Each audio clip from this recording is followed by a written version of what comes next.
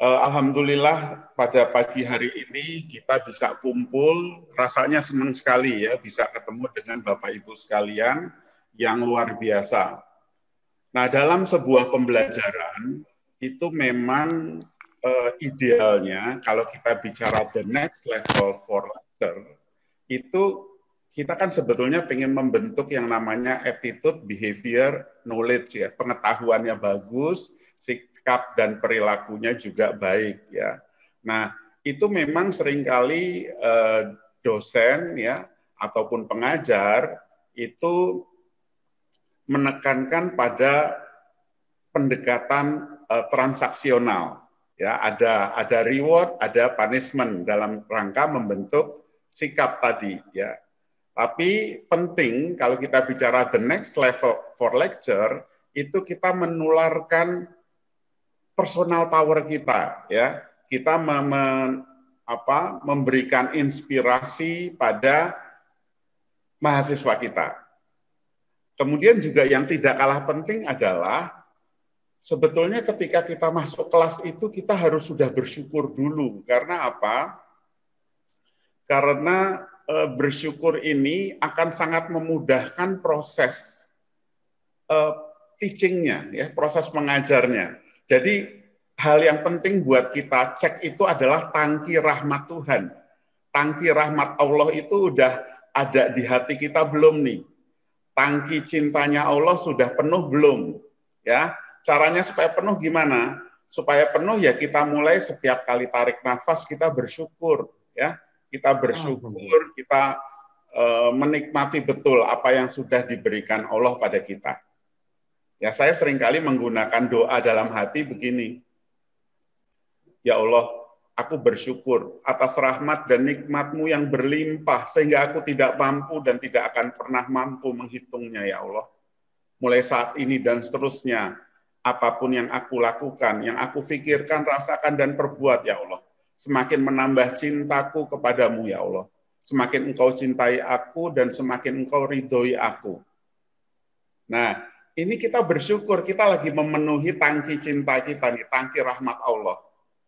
Dan tangki rahmat Allah yang luar biasa lagi adalah ketika kita bersedekah, ketika kita senyum, ketika kita doa-doa kita udah tidak lagi hanya untuk kita, tapi doa-doa kita untuk kedua orang tua kita, keluarga kita, mahasiswa kita, dan lain-lain. Sehingga apa yang terjadi? Yang terjadi adalah kita jadi jauh lebih bahagia. Sehingga suasana kelas yang kita harapkan adalah suasana saling berbagi kebahagiaan.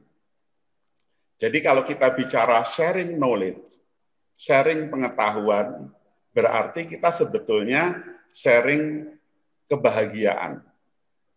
Ya, ini saya kira modal awal pertama. Jadi biasanya sih kalau saya sukanya ngajak berdoa. Sesungguhnya berdoa itu membuat kita senang ya. Jadi doa itu kebutuhan. Jadi kebutuhan kita berdoa. Lalu kita bagikan doanya pada kelas kita. Jadi kita harus bisa memastikan sebagai dosen bahwa semua orang di dalam kelas ini diupayakan untuk bahagia. Bahagia itu level minimal. Kalau di kelas saya di MBA, saya ngajar di MM, karena kelasnya lebih kecil, itu saya bisa pantau. Biasanya satu kelas cuma 20 orang. Lalu saya mengatakan, kita cek yuk bahagianya 0 sampai 10 berapa. Kalau 10 itu berarti sangat bahagia, 0 itu tidak bahagia. Tapi saya menginginkan kita itu bahagianya melampaui 10. Jadi bisa 15, bisa 16, supaya apa? Supaya kita itu bisa berbagi pada yang lain. Jadi suasana di dalam kelas adalah suasana berbagi. Ya. Nah, ini dalam rangka pengkondisian sebetulnya pada pada peserta mahasiswa ya. Sedangkan bagi diri kita sendiri itu saya paling suka berpikir saya adalah dosen sekaligus mahasiswa. Saya sungguh sangat beruntung ya. Kadang-kadang kita sebagai dosen beruntung sekali loh. Artinya kita sudah secara legitimasi kita adalah dosen ya. Secara reward kita dapat reward sebagai dosen, Tapi pada saat yang sama kita juga bisa dapat pengetahuan yang berlipat-lipat. Jadi sumber-sumber ilmu kan sesungguhnya experience, pengalaman-pengalaman di dalam mengajar itu. Ya, jadi sehingga apa? Sehingga kita nih di depan kelas itu rasanya adrenalinnya itu betul-betul kerasa gitu, bahagianya betul-betul tersave sampai DNA. Jadi karena apa? Karena ya memang kita sudah terjebak pada syukur.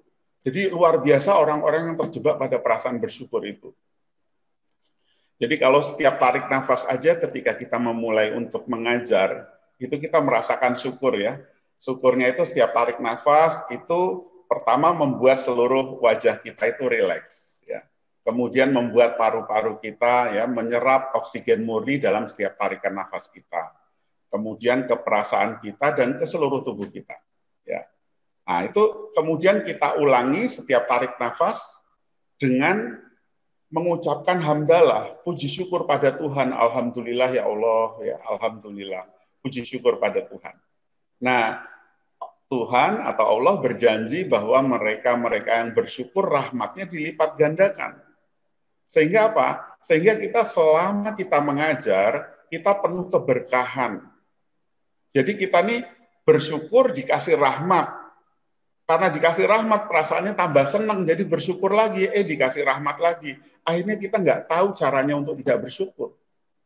Terlalu banyak betul-betul nikmat Allah itu. Ya. Fabiyai ala rabbikuma tukaziban. Jadi ini saya kira starting point-nya. Ya. Starting point-nya tadi gampangannya cek dulu nih tangki cinta kita nih. Tangki rahmat Allah. Karena cinta dan rahmat itu sesungguhnya punya yang di atas.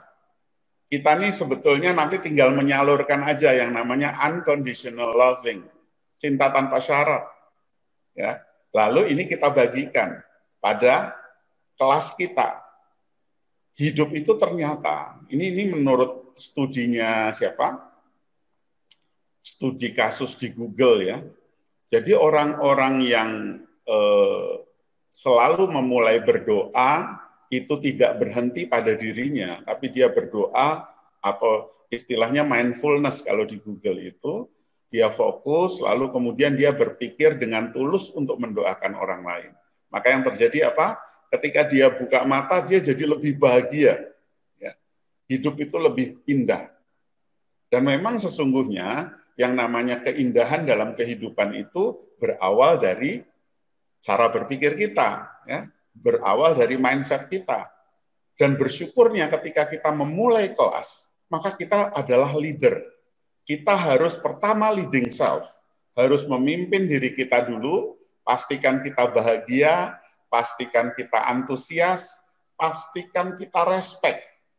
Pastikan tangki cinta kita, tangki rahmat dari Allah ini penuh. Supaya apa? Supaya nggak mudah marah. Jadi kalau tangki rahmat Allah itu penuh, ya rasanya kita itu pinginnya apa? Memotivasi orang, pinginnya mengapresiasi orang, pinginnya orang itu bisa lebih baik lagi. Nah ini artinya apa? Secara mental kita sudah membangun mental dosen yang the next lecture, atau dosen yang rahmatan lil alamin, dosen yang bukan hanya cerdas kita, tapi kita bisa mencerdaskan kehidupan. Ya, kita bisa membangun bangsa. Ketika kita masuk kelas, maka dari ruang-ruang kelas itulah kita berdoa akan lahir pemimpin-pemimpin besar yang bisa membangun martabat bangsa kita jauh lebih baik dari waktu ke waktu. Ini adalah inamal amalu biniat setiap dosen, niat para dosen. Jadi dari situlah sebetulnya dosen itu adalah profesi yang blessing others.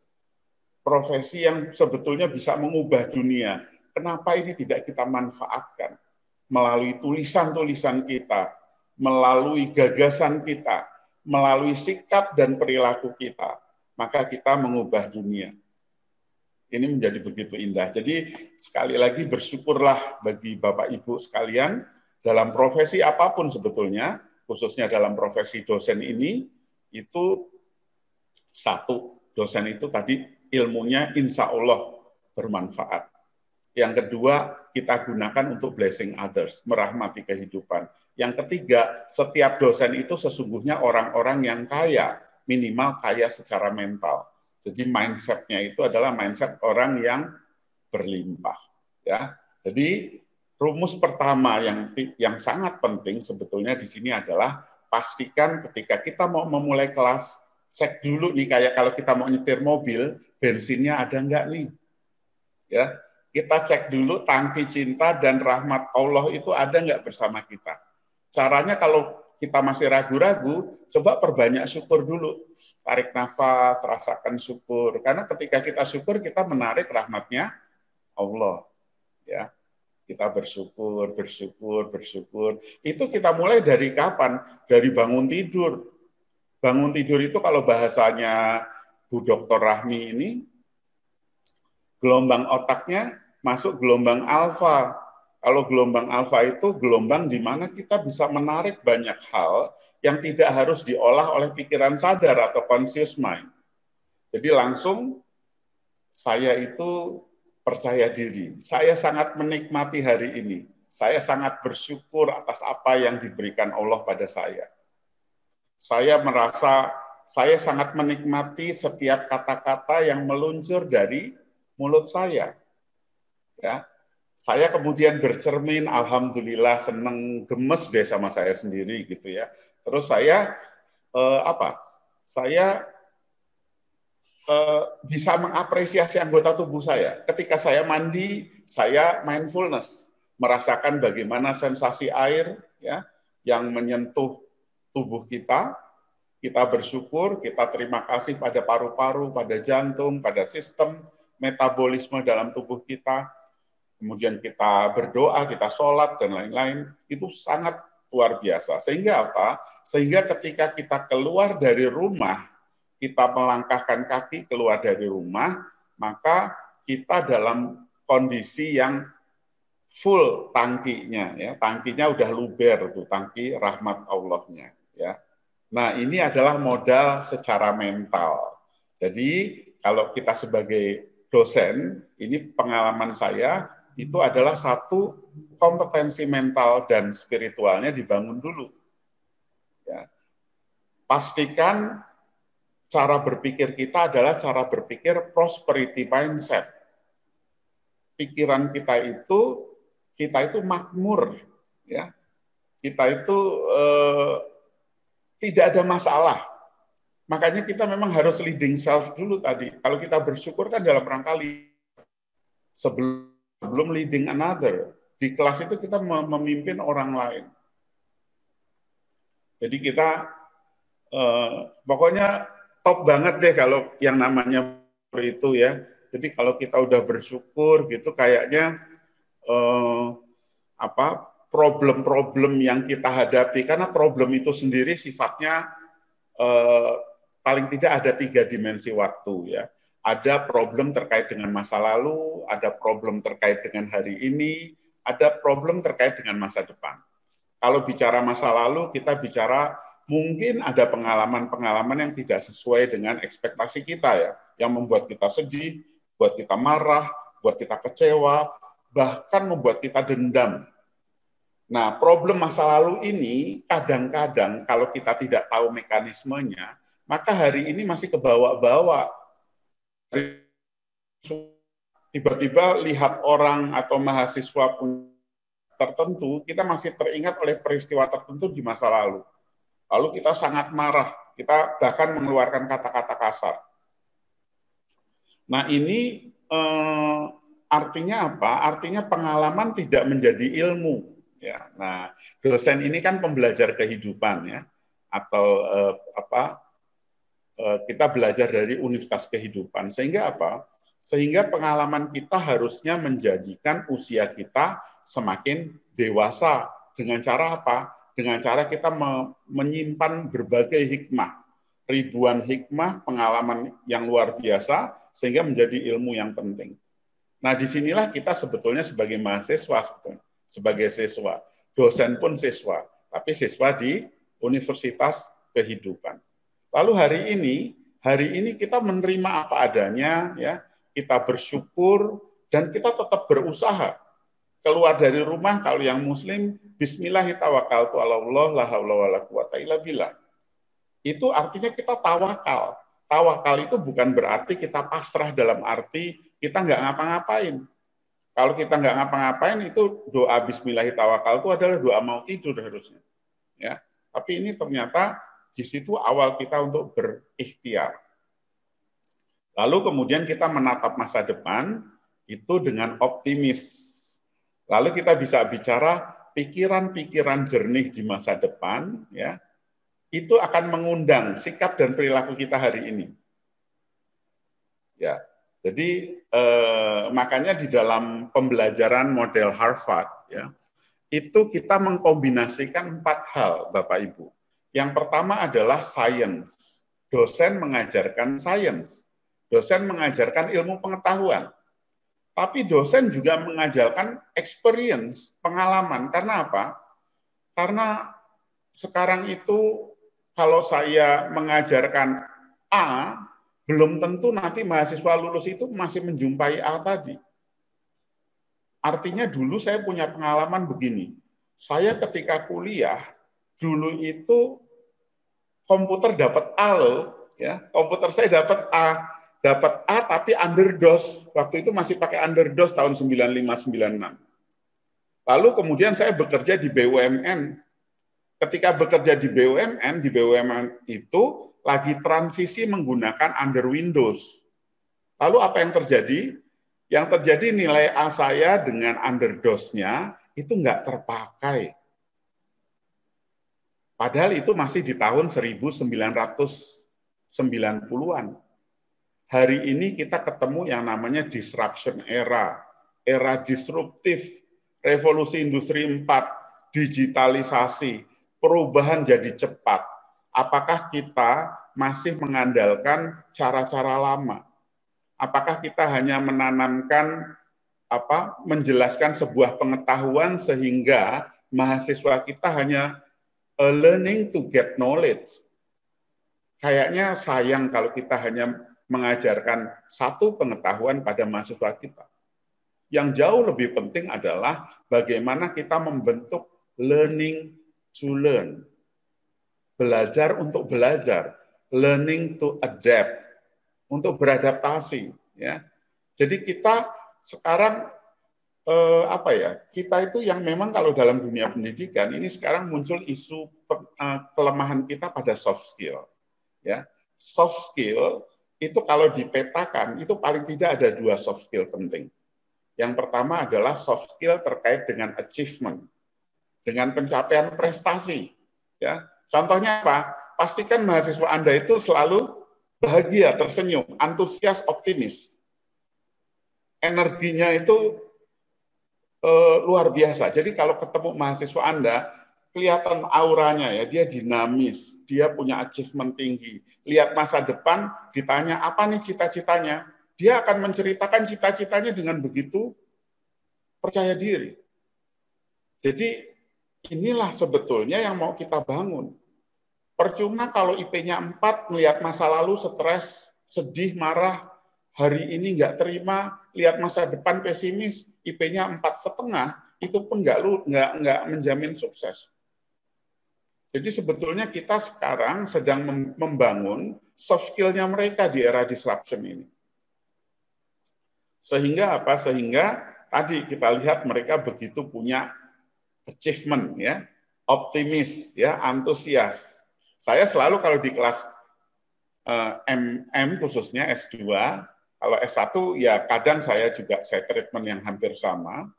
Itu saya biasanya saya videokan, saya rekam, ya. Saya rekam diskusinya, lalu saya juga lebih banyak pada posisi memfasilitasi, artinya saya tidak mengatakan yang benar A, yang benar B, belum sampai ke sana, karena saya lebih banyak terlibat dalam prosesnya, ya. Kemudian semua open kamera, ya. Open kamera ini sebetulnya bentuk apa? Di situ melekat sejumlah soft skill, ya. Salah satunya risk taker. Ini terlepas dari ada gangguan ini, ya, gangguan internet. Tapi tadi dia risk taker nih. dia serius, ya, dia antusias, dia fokus, ya. Nah, ini sebetulnya yang menjadi apa? Yang harusnya kita tawarkan pada mahasiswa kita. Jadi ini tadi kaitannya dengan kita menanamkan kompetensi yang sifatnya mental, ya. Oke. Oh iya, mohon maaf ini saya karena langsung ngomong gini, kalau ada yang mau tanya, mau interupsi juga boleh ya, silahkan. Terus saya mau menjelaskan dulu 4 kompetensi dosen yang penting. Tadi yang pertama adalah kompetensi mental dan spiritual. Jadi kita nih ibaratnya nih menyampaikan meskipun hanya 1 ayat. Ya. Kita menyampaikan kebaikan. Jadi kita nih berperan menanamkan apa namanya nilai-nilai, ya, nilai-nilai kebaikan yang kita pahami, yang kita hayati. Yang kedua adalah kompetensi knowledge. Kompetensi pengetahuan ini memang artinya semua dosen itu memang harus selalu update, ya. Beda ya kalau dosen zaman bapak saya dulu. Dosen zaman bapak saya dulu itu ngajar itu naik ke atas mimbar, kemudian baca buku, lalu bukunya itu cuma dibaca, misalnya gini, pemasaran itu terdiri dari 4P, yaitu produk, price, place, promotion, titik. Lalu mahasiswa juga nyatat seperti itu. Source of knowledge-nya itu hanya dari dosen. Bahkan dosen hanya megang 1 buku, dan mahasiswa tidak pegang buku. Itu zaman orang tua saya, ya. Dan ujiannya itu juga tidak berasal dari buku itu. Nah, itu yang membuat banyak mahasiswa abadi waktu itu, ya. Nah, sekarang sumber pengetahuan itu luar biasa. Kita kalau tidak sensitif, ya, tidak update, itu kita bisa tertinggal. Jadi sebetulnya resiko dosen sekarang luar biasa. Karena apa? Karena kita harus selalu update sumber-sumber pengetahuan. Nah, sehingga apa tadi? Kompetensi knowledge ini harus kita bangun, ya, kompetensi pengetahuan terus. Karena kita juga nggak bisa hanya mengandalkan kompetensi spiritual dan mental tadi, itu udah bagus, tapi kemudian apa nih yang mau ditransfer? Ya, kita bicara kompetensi knowledge, ya. Kemudian juga kompetensi behavior, perilaku kita. Attitude and behavior itu juga seperti nasihat. Jadi sikap perilaku kita menjadi nasihat. Kalau saya mengatakan kuliah ini pakai dasi atau kuliah ini rapi, maka saya harus memberi contoh demikian supaya apa? Supaya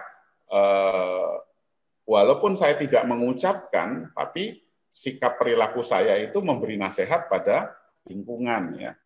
Kemudian adalah kompetensi teknis, ya. Kompetensi teknis itu kaitannya dengan bagaimana penguasaan media pembelajaran, ya, bagaimana kemudian vokal kita ini luar biasa. Kristal Indonesia Management ini memfasilitasi hal-hal seperti ini, karena Kristal Indonesia Management ini memang salah satu core pentingnya adalah soft skill, ya, soft skill, lalu bagaimana how to prepare our presentation, ya, presentasi kita. Nah, ini saya kira pengantar, ya, untuk sebelum kita masuk ke slide, ya. Mungkin ada pertanyaan dulu, silahkan.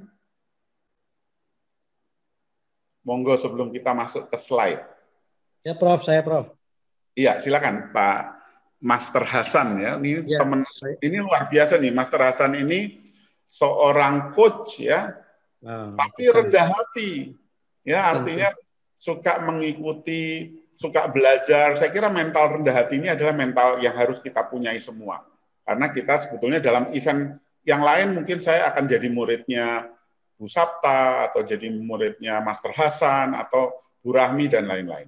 Amin, amin. Master Hasan. Ya, saya guru TPA, coach, ya. Jadi yang ingin saya tanyakan tadi kan menyampaikan 4 hal di Harvard University itu, science, experience, yang 3 dan 4-nya saya belum mendengar, Mas. Coach. Iya, iya, iya. Saya Betul ya?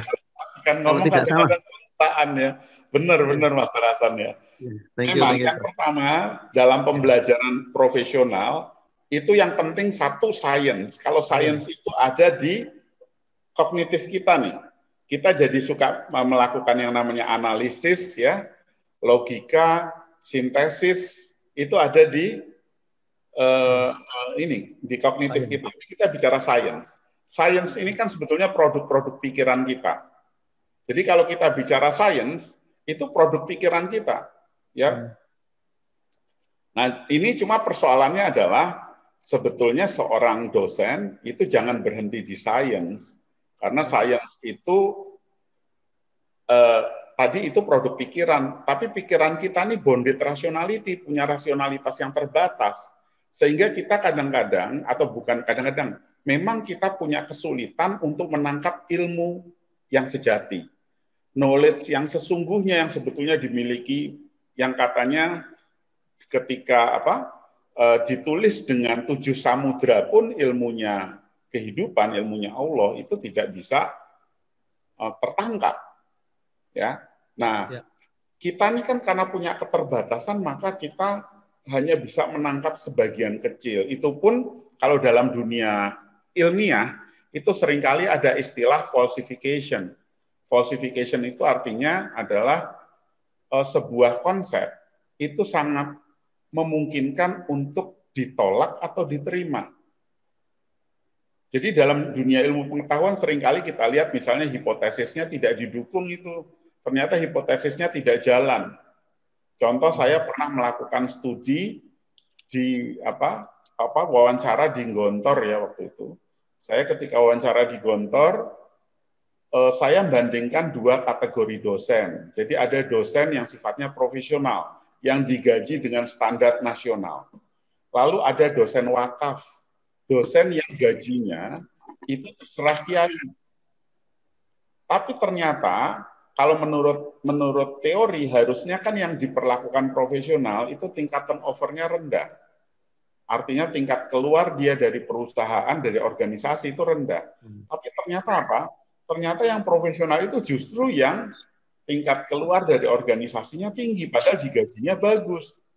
Sedangkan yang dosen wakaf yang datang ke kiai, saya ingin mewakafkan hidup saya untuk menjadi pendidik di sini, itu ternyata bertahan. Nah, ini kan teorinya nggak ketemu, ya. Ternyata sangat tergantung pada situasi, konteks, ya. Jadi banyak hal yang harusnya dipertimbangkan dalam satu kajian tertentu. Nah, itu tadi sains. Yang kedua, experience. Ya, experience ini pengalaman.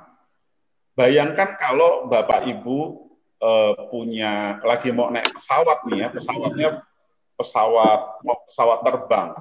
Pesawat terbang tapi diumumkan bahwa pilot itu IP-nya 4. Tapi belum punya jam terbang. Kira-kira Mbak Eva deg-degan nggak mau naik pesawat? Turun langsung, Prof. Nangis saya, Prof. Nangis ya, dia nggak punya jam terbang, dia kelihatan stres, deg-degan gitu ya. IP-nya 4. Ya. Ini experience nih. Jadi wah saya pilot saya ini IP-nya 4, tapi belum punya jam terbang. Ya, ini experience. Ya, seringkali kita ketika mengajar ini juga faktor experience ini jadi penting. Seperti Mbak Eva nggak usah khawatir ketika nanti mengajar pertama kali itu ada unsur deg itu biasa. Saya itu malah dulu lebih buruk lagi. Kalau mau ngajar, dulu kan saya praktisi dulu di BUMN. Begitu saya mau ngajar, itu saya lihat kelasnya. Wih, kelasnya penuh.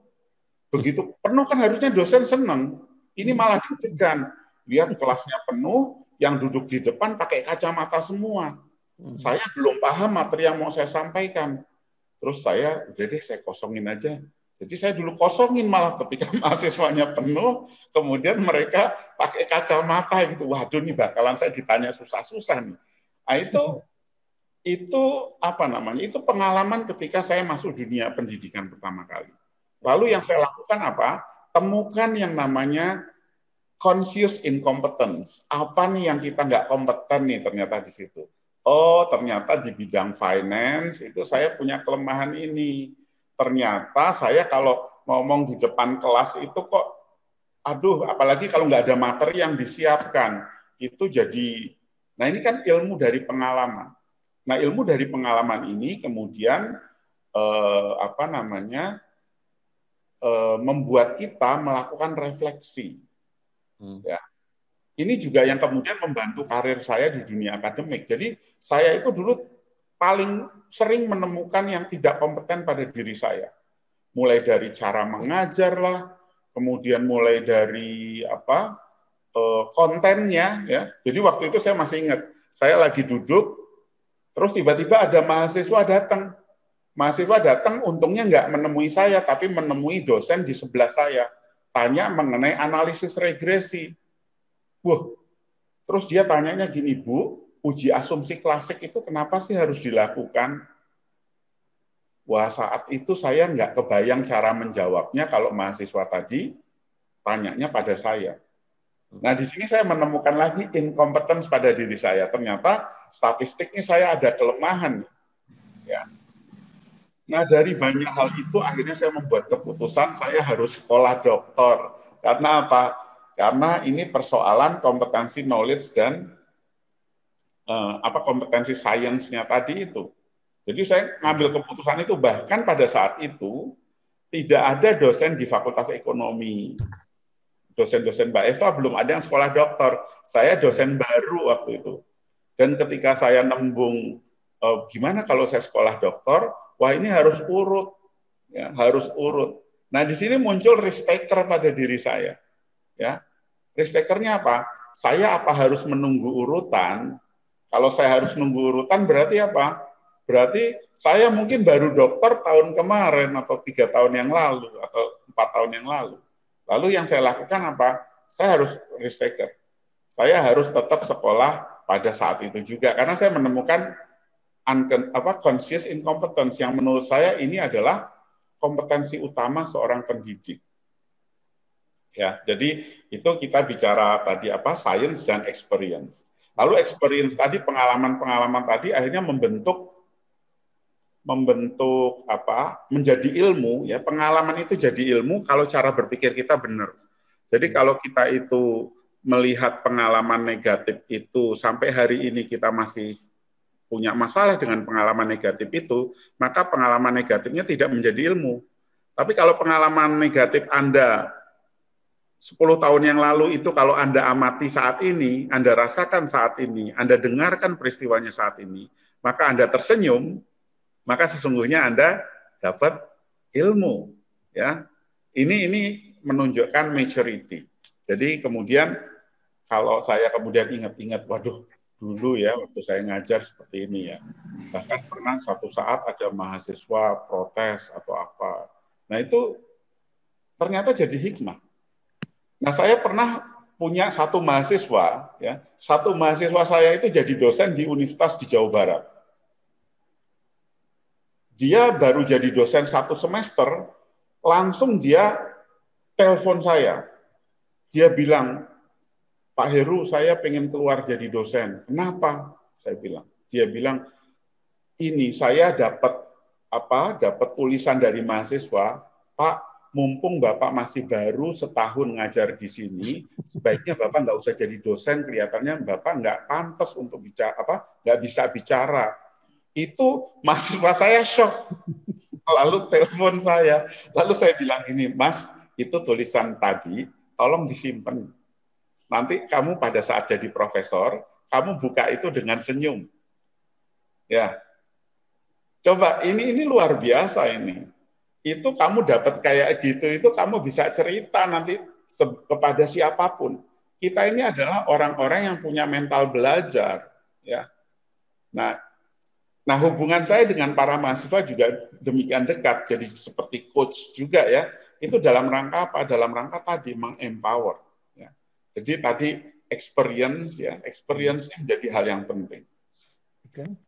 Jadi kalau kita masuk kelas ya, tadi kalau kita bahagia, kita nggak mudah ketika di kelas itu ada 1-2 orang troublemaker, lalu suasana kelas jadi buruk. Karena apa? Karena kita marah.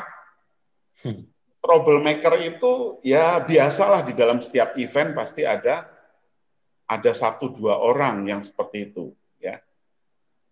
Nah, ini saya kira poin kedua, experience. Yang ketiga adalah vision.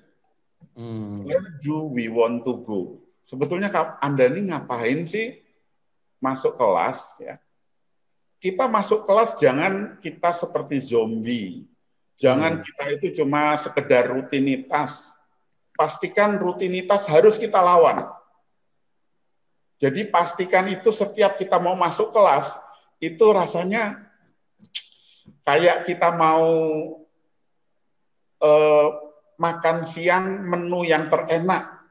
Ya, kalau Mbak Bu Rahmi paling suka menu makan siang apa, Bu Rahmi? Rawon, Prof.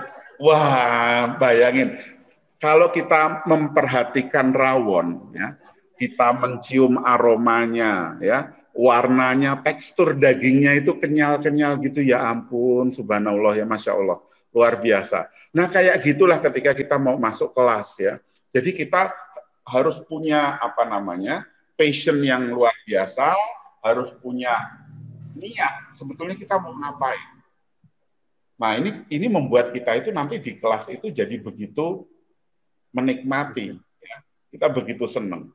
Apalagi hari ini kan boleh dikatakan kalau saya tangkap, ya, banyak universitas itu khususnya yang levelnya agak besar-besar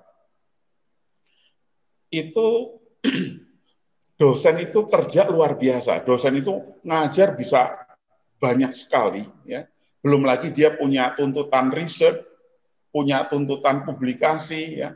Sehingga saya khawatir, ya, mungkin ranking-ranking perguruan tinggi bisa meningkat, tapi dosennya burn out. Hati-hati nih para dosen, jangan sampai burn out, ya. Kalau burn out itu berarti nanti apa? Nanti itu akan nular ke mahasiswanya. Ya. Burnout itu ciri-cirinya, ya, misalnya Anda mengalami yang namanya physical exhaustion, keletihan yang luar biasa, emotional exhaustion, ya, keletihan emosional. Kemudian Anda bisa merasakan yang namanya depersonalisasi. Jadi ngelihat mahasiswa tidak menyapa, lihat teman kerja tidak menyapa. Jadi lihat mahasiswa kayak lihat laptop. Ya, apalagi sekarang memang lihat mahasiswa di laptop, ya, lihat teman itu, ini sangat bisa memicu terjadinya depersonalisasi, dehumanisasi akan terjadi. Nah, di sini kita harus hati-hati, ya. Jadi tadi poin ketiga adalah where do we want to go? Lalu kita mau ngapain nih sebetulnya? Dan yang keempat yang tidak kalah pentingnya, bahkan mungkin paling penting, ini adalah soul. Ini Harvard loh yang bilang. Padahal Harvard itu terkenal dengan basis kajian case dan empiris. Ya, tapi dia bicara soul. Soul itu sebetulnya banyak orang mengatakan, misalnya kita bicara doa aja, ini the miracle word, ya, kata-kata ajaib aja itu. Nah, jadi dunia barat itu sudah concern terhadap soul, spiritualitas. Nah, ini saya kira inilah yang menjadi pijakan kita sekalian, bahwa 4 kompetensi itu dalam kita belajar, dalam mengajar, itu kita bangun tuh kompetensi spiritual, mental. Ini sekali lagi mental spiritual bukan sesuatu yang tidak going to the earth, ya. Lalu prakteknya seperti apa? Ya prakteknya, marilah kita mulai dengan bersyukur. Kita ajak mahasiswa kita bernyanyi, misalnya tadi nyanyi apa? Harta yang paling berharga adalah keluarga, mutiara tiada tara keluarga. Ini kan sebetulnya lagu pilihan kita itu pun harusnya kita pilih punya impact, punya dampak. Jadi jangan lagunya misalnya pulangkan saja aku pada ibu. Jangan gitu. Jadi lagunya lagu-lagu yang kira-kira memang mendinamisasi suasana kelas ya. Nah, ini penting. Ini the art of teaching sebetulnya, seni bagaimana kita kemudian mengajar ya, dalam mengajar. Nah, itu tadi kompetensi mental spiritual, kemudian kompetensi knowledge ya, kemudian kompetensi dari sisi attitude and behavior, dan kompetensi dari sisi teknis ya. Oke. Anda perlu juga nanti kalau teknis latihan ngomong seperti yang disampaikan Mas Risma kemarin, vokal ya. A, I, U, E, O ya. Jadi kata-kata itu perlu kita latih. Kalau perlu sampai terjadi resonansi di sini antara bagian kiri dan kanan kita terresonansi, sehingga suara kita nanti suara kita itu punya dampak. Ya. Ini penting. Oke, baik. Saya kira itu 4 hal itu ya, Coach ya, Master Hasan ya. Terima kasih, Prof. Thank you very much. Jadi 4 itu sudah ya, saya nggak utang loh. 4 itu. Nanti utang nasi kebuli, Prof. Oh. Oke. Lalu sekarang kita coba masuk ke sedikit materi yang tadi yang saya share ya. Silahkan mungkin bisa dimunculkan ya. Nah, ini kita bicara mindset pendidik di era VUCA dan pandemi. Wah, ini kita bicara VUCA dan pandemi. VUCA itu singkatannya volatility, uncertainty, complexity, dan ambiguity. Ini adalah suatu suasana di mana kepastian itu menjadi tidak ada, nyaris tidak ada kepastian. Lalu kalau nggak ada kepastian, kita mau ngajar apa ini? Mau ngajar apa pada mahasiswa kita? Ya, seperti tadi kita bicara underdose, tahu-tahu sekarang under Windows, bahkan besok ke depan mungkin udah berubah lagi. Ketidakpastian, kompleksitas, ambiguitas. Ini luar biasa loh buat kita, buat dunia pendidikan, selalu apa yang mau kita sampaikan. Yang kedua, kita juga bicara era pandemi. Era pandemi ini menyebabkan apa? Menyebabkan sesuatu yang dulu bisa, sekarang jadi nggak bisa. Jadi ada beberapa hal yang harus kita, maaf Mas yang tadi, slide-nya. Ya. Nah, ini jadi kita melihat perubahan itu luar biasa. Nah, sekarang akhirnya kita kan pengen memotivasi mahasiswa kita untuk berubah. Mengubah cara berpikir mahasiswa untuk fleksibel. Maka kita harus menjadi orang yang pertama untuk fleksibel. Kita harus menjadi orang yang pertama untuk punya mindset berubah ini. Ya.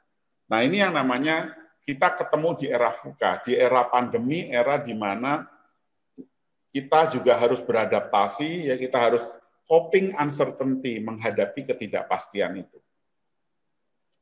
Nah, ini era yang sekarang ya. Sementara banyak dosen-dosen mungkin, atau ada sebagian lah ya, sebagian dosen, itu masih menggunakan ilmu pengetahuan di masa lalu. Sangat fanatik dengan ilmu pengetahuan itu, dan lupa menginspirasi mahasiswa untuk dia punya karakter belajar. Jadi sebetulnya mahasiswa ini belajar untuk belajar di masa depan. Bukan belajar untuk dapat ilmu hari ini. Ilmu hari ini kita cerita panjang lebar, besok bisa nggak kepake.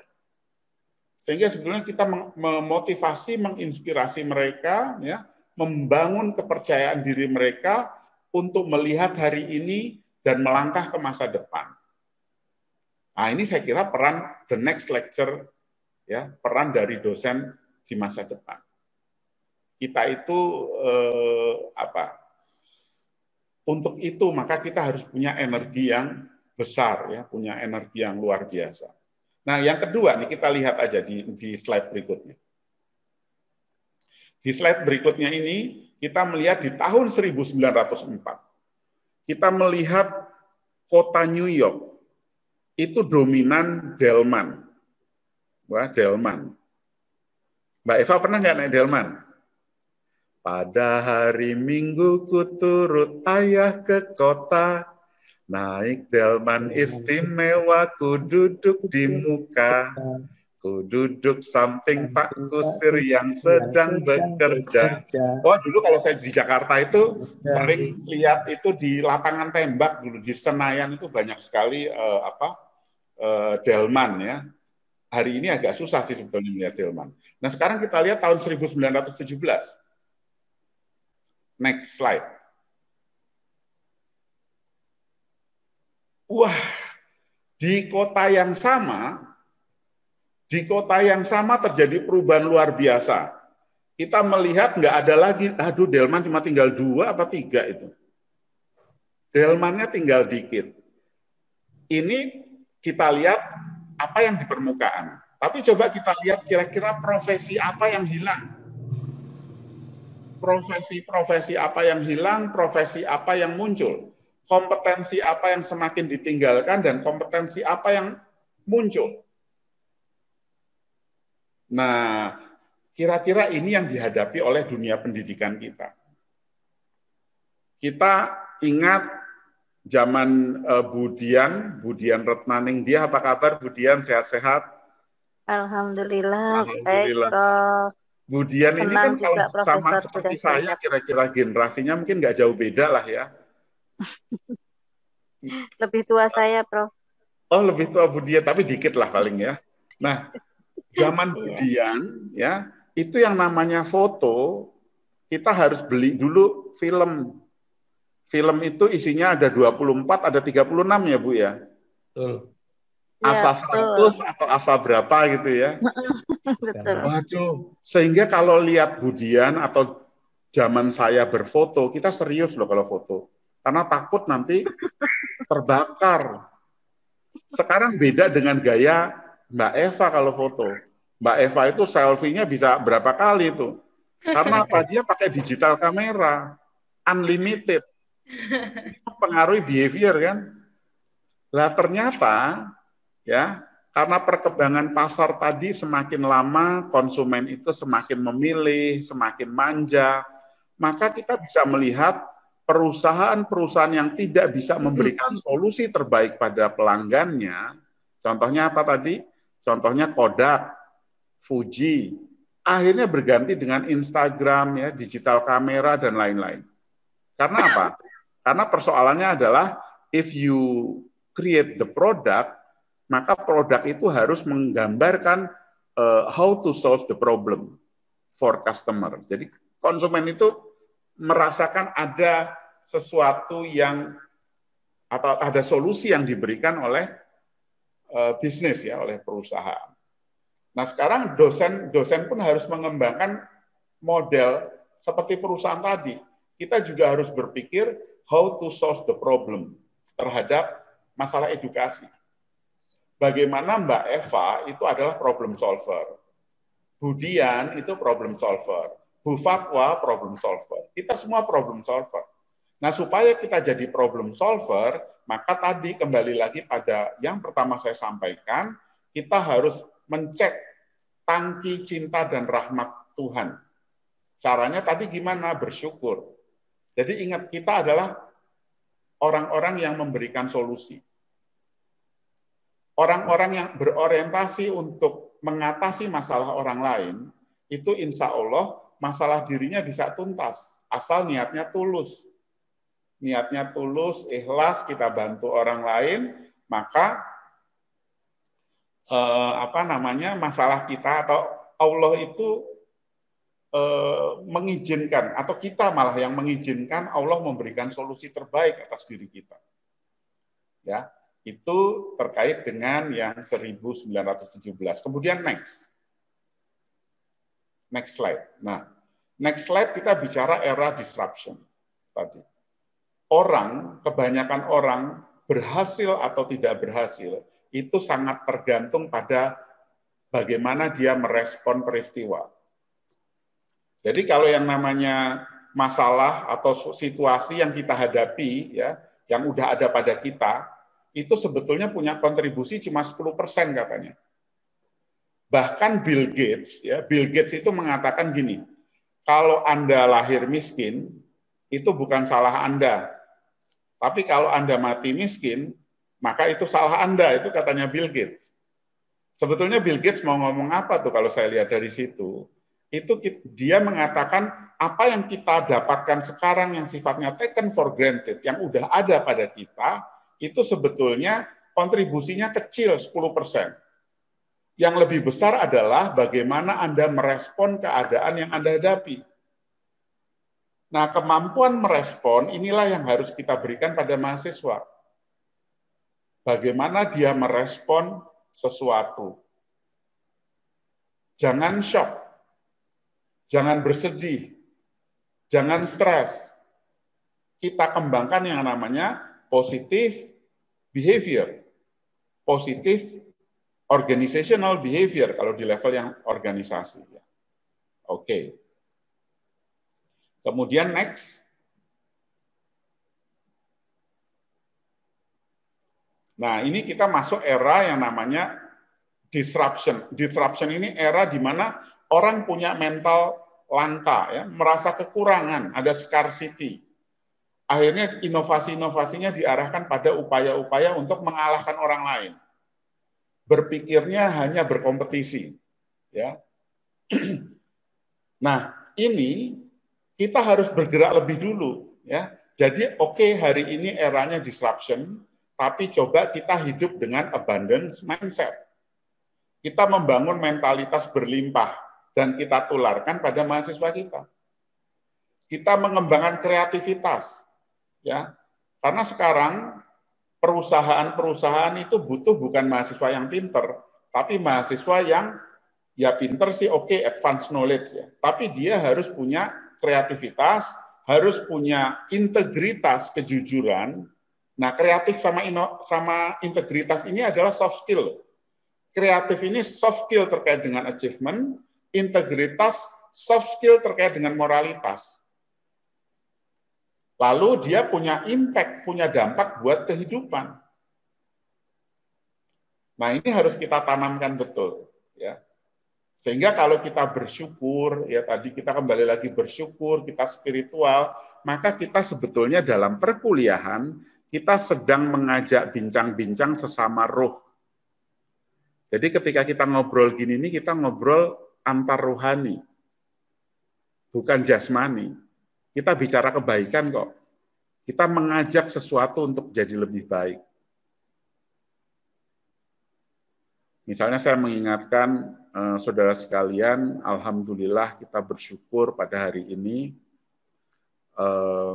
Marilah kita rasakan syukur kita sampaikan syukur-syukur kita ini, doa-doa kita, ya, pada kedua orang tua kita, pada pasangan kita di rumah, pada anak-anak kita, ya, pada semua teman-teman kita. Sehingga setiap tarikan nafas kita itu bukan hanya untuk kita, tapi juga untuk kehidupan yang lebih luas. Sehingga hidup kita menjadi lebih bermakna.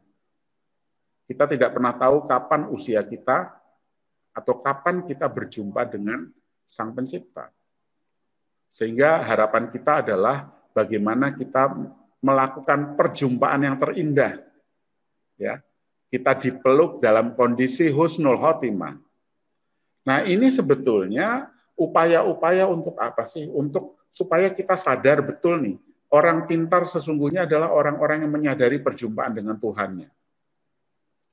Nah, ini harus terselip sehingga kita hidup ini nggak dikotomis antara sekedar untung banyak, tapi lupa bahwa kita ini punya impact juga nih pada mengajak orang pada kebaikan. Ya, jadi ada disruption mindset, ada tadi kita alihkan pada abundance mindset. Oke. Kemudian next slide. Nah, kita bicara how positivity works, ya.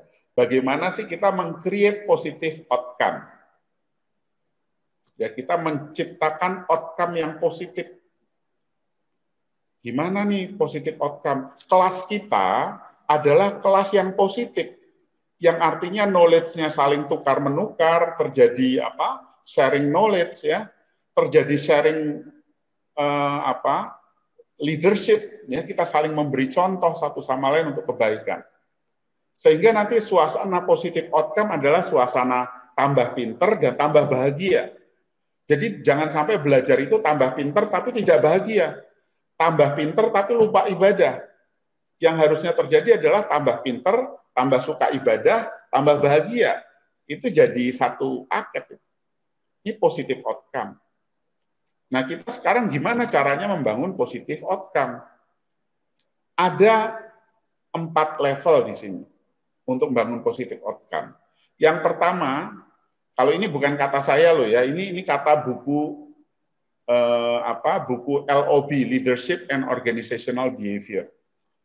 Yang pertama namanya positive emotion. Positive emotion kalau tadi saya kaitkan dengan yang saya sampaikan di awal adalah positive emotion sangat terkait dengan tangki rahmat Allah. Jadi kita bisa antusias, bisa bahagia, bisa bersyukur, bisa tersenyum, karena kita kreatif secara pikiran kita. Jadi mindset kita ini harus terkait dengan tadi tangki cinta dan rahmat. Lalu kita melihat dunia jadi lebih indah. Gara-gara apa sih dunia indah? Dunia indah bukan berarti dunia memfasilitasi apa yang kita mau. Kita itu seringkali memikirkan kalau kita bicara apa yang kita mau, lalu kita bicara keterbatasan kita, itu kita akan melihat sesuatu yang apa ya? Kita jadi jauh dari bersyukur. Jadi kita itu nah ini yang harus kita hadapi. Jadi kita bagaimana secara kreatif itu kita bersyukur ya. Kita melihat terlalu banyak itu nikmatnya Allah. Sehingga terus tadi yang muncul bahagia. Bahagia kalau perlu tanpa alasan. Jadi jangan kemudian kita kan biasanya bahagia itu, kenapa kamu bahagia? Karena saya baru dapat lektor kepala.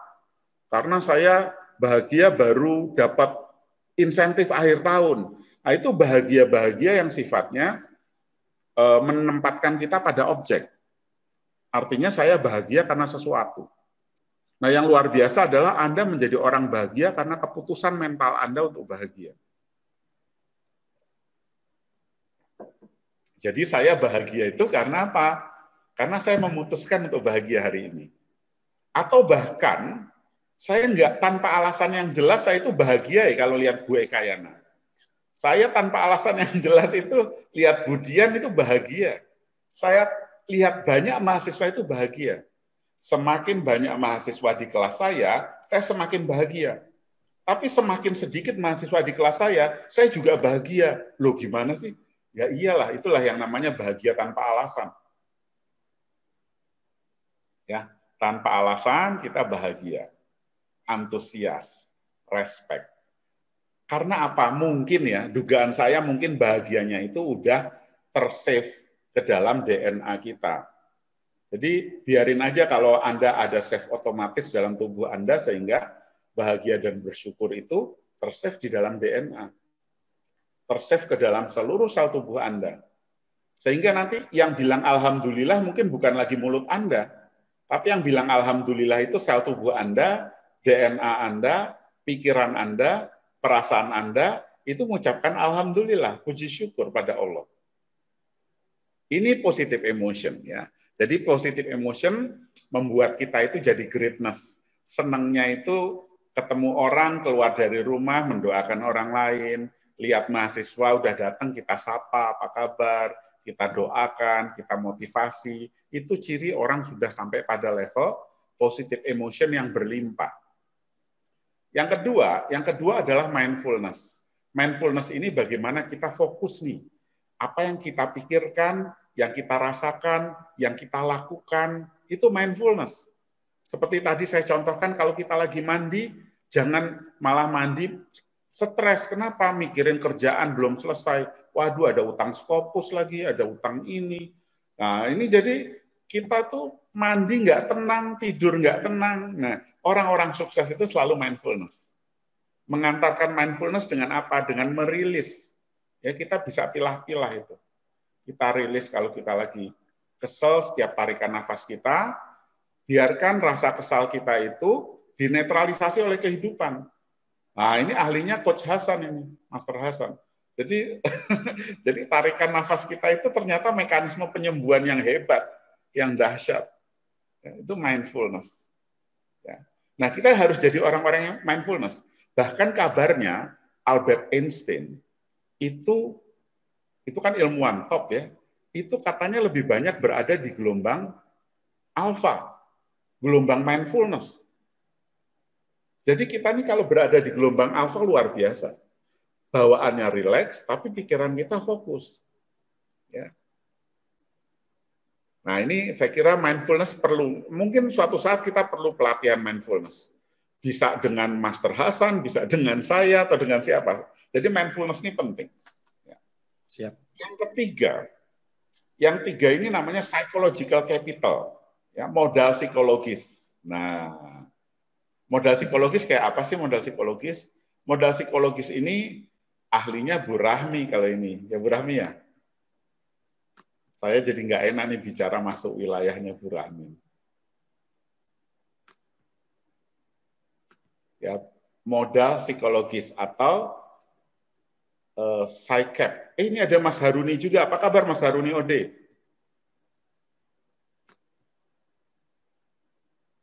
Halo Mas Haruni Ode.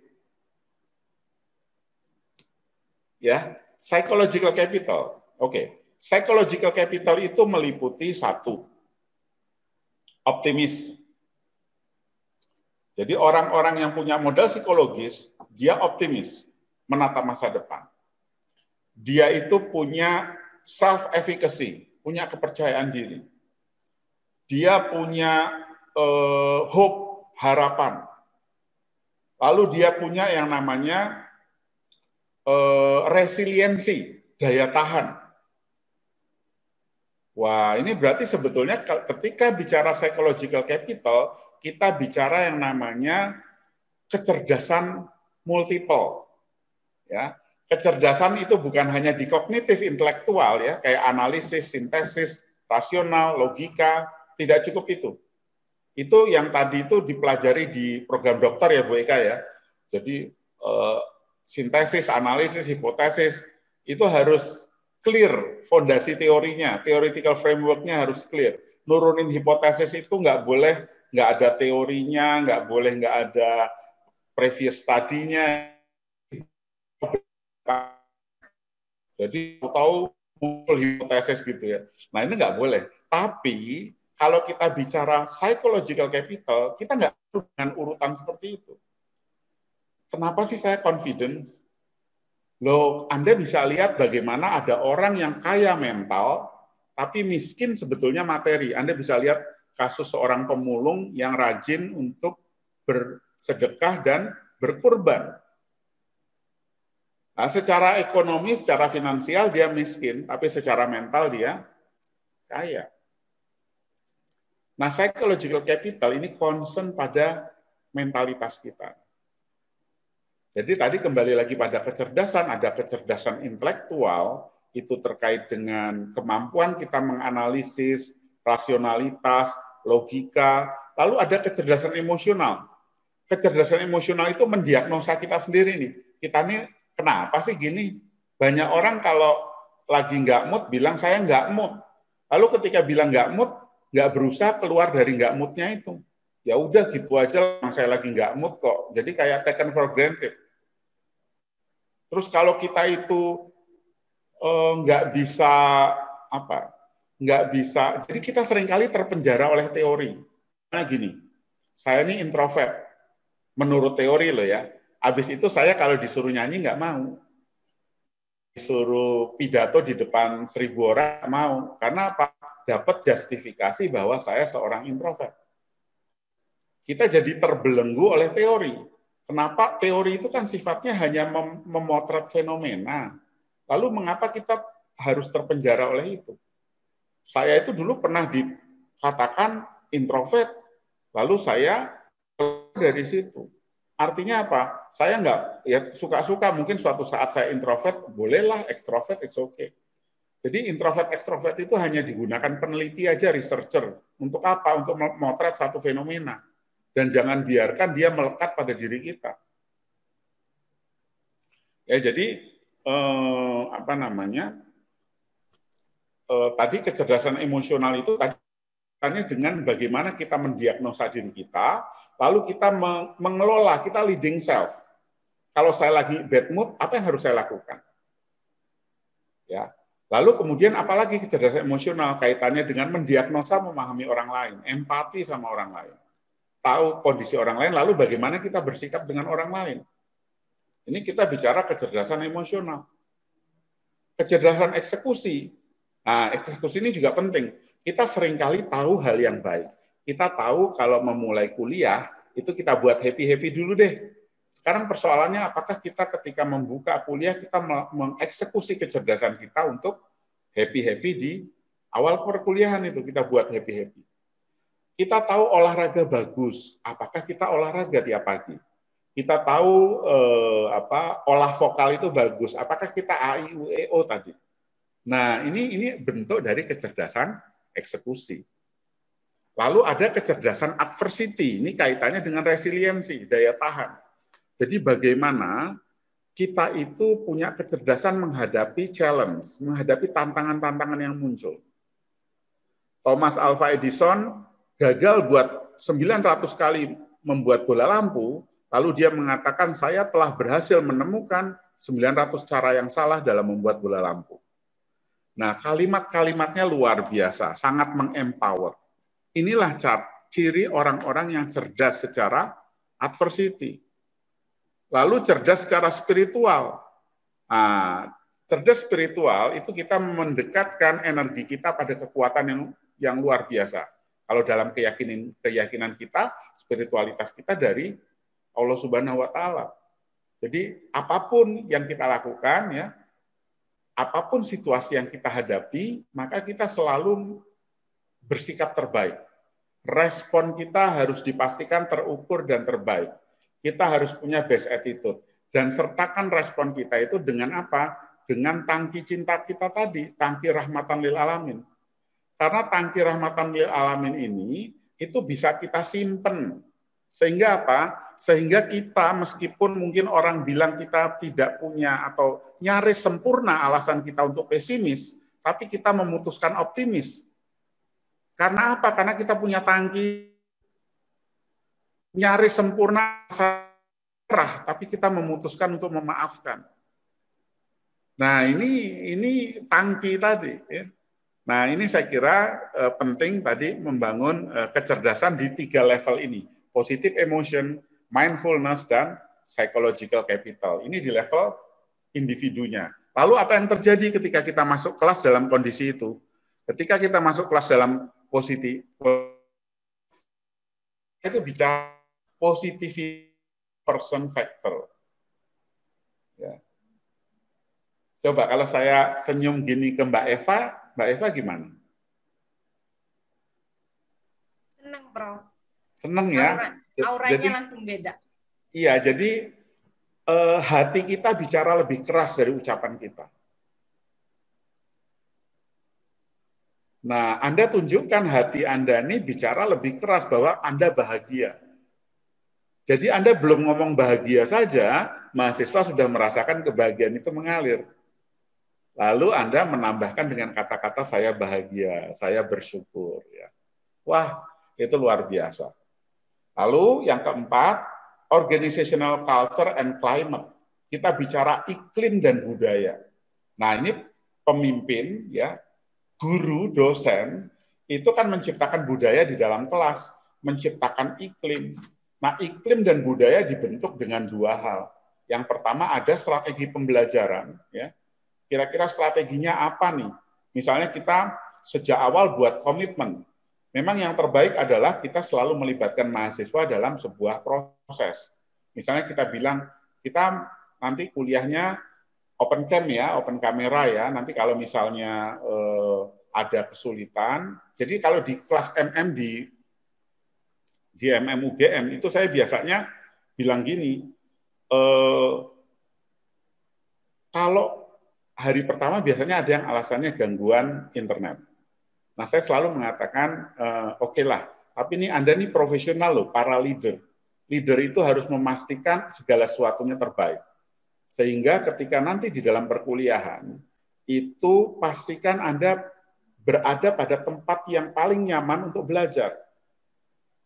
Nah, sehingga ketika itu kita sampaikan dan mereka semua approve, setuju, maka perkuliahan, mungkin kapan-kapan saya share suasana perkuliahan di kelas MM di UGM, itu sangat menyenangkan, diskusinya luar biasa, kemudian karena apa? Karena semuanya open kamera, semuanya antusias, semuanya respect pada ada goal yang sama, akhirnya hasilnya luar biasa. Nah, ini saya kira menjadi bagian dari strategi. Jadi kita menciptakan iklim dan budaya. Caranya apa? Satu, ada strategi, ya. Yang kedua adalah membangun awareness, kesadaran, membangun understanding apa? Pemahaman. Lalu membangun involvement, keterlibatan. Dan yang keempat adalah membangun komitmen. Karena sesungguhnya mahasiswa kita adalah subjek. Mahasiswa kita adalah sutradara. Mahasiswa kita adalah aktor. Jadi biarkan mereka seperti sutradara dan aktor diri mereka sendiri. Oke. Saya kira ini pengantar ya. Jadi saya menyampaikan 4 hal ini. Kita mungkin lebih banyak diskusi selanjutnya. Silahkan, terima kasih. Assalamualaikum warahmatullahi wabarakatuh. Waalaikumsalam warahmatullahi wabarakatuh. Oke, baik Bapak Ibu. Nah, kita berikan tepuk tangan dulu untuk Pak Profesor Heri. Yeay. Bapak Ibu, monggo sesuai tadi yang disampaikan Pak Prof, yang ingin bertanya dipersilahkan. Saya Prof. Boleh. Oh, silakan. Ibu. Siapa nih? Siapa dulu? Maaf, Bu dulu. sebentar. Ibu Kita dulu, cek Bu. dulu, Bu. Mohon ditunggu dulu sebentar. Kita cek dulu Ya. yang coba Ladies yang first. angkat tangan, Bu, atau berikan tanda kalau bertanya. Oke, yang pertama Ladies Ibu first. Dian. Silakan Ibu Dian. Baik, terima kasih atas waktu yang diberikan. Ya, terima kasih Prof. Materinya menginspirasi sekali ya. Jadi setidaknya memang apa yang disampaikan itu juga terjadi ya pada kita kesulitan-kesulitan saat mengajar.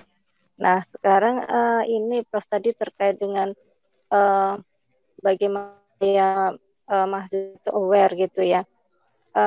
Yang sering jadi kendala tuh mereka selalu mengatakan demikian saat ini untuk kuliah online itu sinyalnya enggak bisa Bu untuk kamera on tuh seperti itu. Nah, kalau sudah seperti itu kayaknya jadi yang sama ini saya alami, kemudian hanya bisa memberikan maaf, oh ya sudah enggak apa-apa, seperti itu. Nah, mungkin ada ini dulu mungkin yang saya sampaikan, barangkali nanti ada trik seperti apa untuk mengatasi hal yang seperti ini. Terima kasih. Baik, terima kasih Bu Dian. Jadi memang itu kendala seperti itu memang banyak terjadi, khususnya saya juga mengalami di level S1 itu paling sering terjadi, apalagi mahasiswanya juga ada di berbagai daerah ya. Cuma yang penting sebetulnya fokus kita adalah pada bagaimana kita tetap perform. Karena apa? Karena di dalam proses menyampaikan pesan, jadi kalau dosen ini kan menyampaikan pesan, kita tidak bisa merubah orang lain sebetulnya. Kuncinya adalah sebetulnya bagaimana kita berorientasi pada proses, Bu.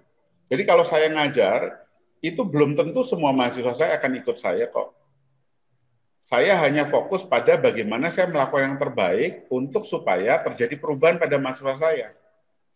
Kalau masalah semua harus berubah, nanti saya bisa mengalahkan para nabi, Bu. Karena para nabi juga selalu ketemu orang-orang yang nggak berubah. Ya, jadi kita sebetulnya udah bahagia aja deh, bersyukur dengan proses yang kita lakukan. Tapi kita upayakan kita selalu melakukan secara optimal fokus kita. Yang menggerak-gerakkan hatinya manusia itu kan Tuhan. Ya, kalaupun dia mau seperti ini, mau seperti itu, ya monggo. Tapi kita sebetulnya berupaya yang terbaik. Dan kalau tadi kasus tadi itu di S1, memang ada 2 kemungkinan sih. Ada memang betul-betul karena sinyal, ada mungkin faktor lain. Nah, itu memang nggak bisa kita kendalikan. Kalau apalagi semakin pesertanya banyak, agak sulit. Maka yang saya lakukan adalah saya tetap melakukan yang terbaik, kita niatkan untuk melakukan yang terbaik, dan itu jangan mengganggu kita ketika kita mengajar. Jadi kita tetap berupaya ya melakukan yang terbaik, karena memang kita nggak punya KPI untuk menjadikan orang itu jadi baik. Tapi KPI kita adalah melakukan proses untuk mendorong orang itu menjadi baik. Jadi key performance indicator kita di prosesnya sebetulnya, bukan pada hasilnya. Kalau hasilnya nanti memang jadi baik, wah itu luar biasa. Tapi kita menekankan selalu pada prosesnya. Kira-kira gitu, Bu Dian. Nanti, Prof, kalau misalnya ya, kemudian kita mencoba, mungkin istilahnya dengan ngetes mahasiswa yang pada tidak buka kamera itu dengan memanggil nama mereka seperti itu bagaimana? Boleh dan saja, Bu. Terjadi. Bagus juga itu strategi itu. Jadi mereka terlibat.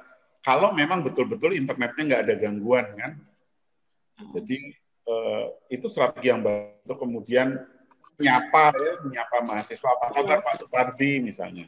Apa kabar Pak Sunarta ya? Nah, itu ya untuk kurun waktu sekian lama itu diam saja. Iya. Jadi entah dia kan beda Bu, terlambat. Jadi kalau kita ngajar kelas mahasiswa itu lebih enaknya position influence. Saya ngajar di kelas yang isinya mahasiswa sama saya ngajar workshop di perusahaan, berat workshop perusahaan, Bu. Karena kita nggak bisa nyuruh buka kamera ya. Tapi kalau di kelas-kelas mahasiswa S1, S2 lebih mudah gitu ya. Kita punya seperangkat yang namanya position power. Kita bisa ngasih reward, kita bisa ngasih punishment. Cuma memang sebagai dosen kita jangan hanya mengandalkan instrumen kayak reward dan punishment tadi, tapi kita juga mengembangkan upaya-upaya inspirasional. Jadi kalau misalnya kalau nggak open kamera nilainya nggak mungkin A. Nah itu upaya-upaya yang sifatnya upaya-upaya mengandalkan posisi kita. Tapi kalau inspirasional kita menggunakan approach-nya agak berbeda. Jadi kalau saya kira itu bagian dari strategi ibu-ibu menyapa itu bagus sekali, Bu. Jadi menyapa apa kabar ke mahasiswa atau bahkan ditanya seperti kemarin kalau nggak salah Pak Risma juga menjelaskan, tanya juga keluarganya. Orang akan merasa misalnya gimana Dek, kemarin katanya ibu lagi kurang sehat. Nah, kita nanya hal-hal seperti itu membangun keakraban dengan mahasiswa kita. Terus gimana kabar keluarga ya. Nah, ini saya kira penting juga ya. Karena sebetulnya kita nih kalau dalam dunia bisnis ya, perusahaan itu sekarang sudah berorientasi bukan hanya pada karyawannya, tapi karyawan dan keluarganya, keluarga karyawan. Jadi kita hidup itu ya memang pihak terdekat dengan kita sebetulnya keluarga. Keluarga ini dalam banyak studi itu sangat menentukan performa kita. Makanya nanti kalau Bu Dian ngambil doktor, nanti studi mengenai work family enrichment itu luar biasa nanti ya. Nanti insya Allah saya bimbing. Insya Allah, alhamdulillah. Terima kasih Prof. Nyicil ayam. Nanya lagi, monggo ada kasih, lagi Prof. Iya, ya, sami-sami. Baik, terima kasih Pak Prof. Baik, itu yang selanjutnya. Bisa nanya lagi, Prof? Oh, silakan. Dengan Pak siapa, maaf? Izin, ya, Mbak. Moderatornya ini, Ding, moderatornya Mbak. Oh, iya. Iya, soalnya biar kami bisa melihat Hasan, semuanya dan nanti bisa. Oke, silakan Pak Hasan. Silakan Pak Hasan. Ya, jangan Pak, Mbak, tua. Saya masih muda. Saya menolak tua, Mbak. Oke, siap. Jadi panggilnya jangan saya Pak? Jangan Mas aja, Mbak. Master gitu, Master Hasan. Oke, Mas. Oke, baik. Silakan Master Hasan. Monggo pertanyaannya. Jangan panggil sayang ya, panggil Master Hasan gitu aja. Siap. Terima kasih. Thank you very much. Oke. Prof, saya ingat ada sebuah statement mengatakan Ada statement mengatakan, a bad teacher tells, a good teacher describe, an excellent teacher explain, and a great teacher your student.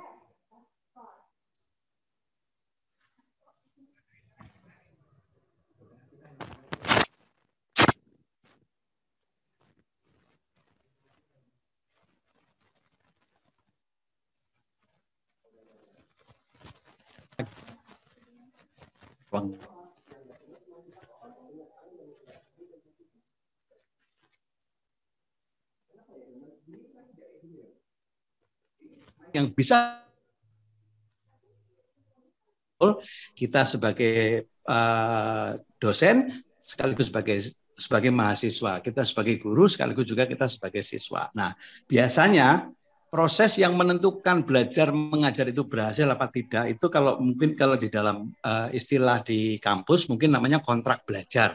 Kalau saya menyebutkan syarat belajar.